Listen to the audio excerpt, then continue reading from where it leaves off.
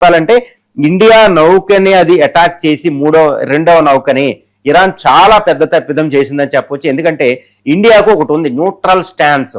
అంటే ఇటువైపు ఉంటది, అటువైపు ఉంటది. ఏ దేశం పక్షం వహించదు.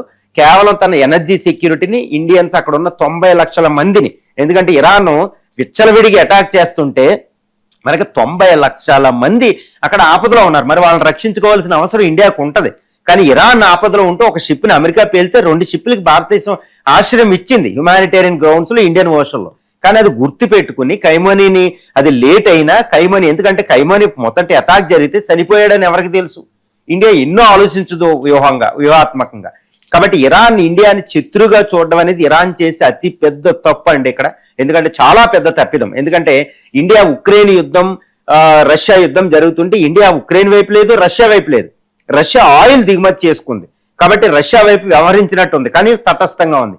ఈ వ్యవహారాన్ని ఇరాన్ చూడాలి. ఎందుకంటే ఇరాన్ అనవసరంగా నేను షాంఘైలో ఉన్నాను, ఇది ఉన్నాను, చైనా రష్యాల సపోర్ట్ ఉంది, ఇండియా ఎందుకు సపోర్ట్ చేయకూడదు అనుకుని ఇండియా షిప్ ని అటాక్ చేయడం అనేది ఇరాన్ లాంగ్ టర్మ్ లో దీర్ఘకాలికంగా చాలా నష్టపోతుంది అక్కడ. ఇప్పుడు ఇండియా ఏంటంటే చాలా సుదీర్ఘంగా పబ్లిక్ స్టేట్మెంట్ ఇవ్వాల్సి వచ్చింది. అలాంటి స్టేట్మెంట్ ఎప్పుడు ఇవ్వదన్నమాట. అంటే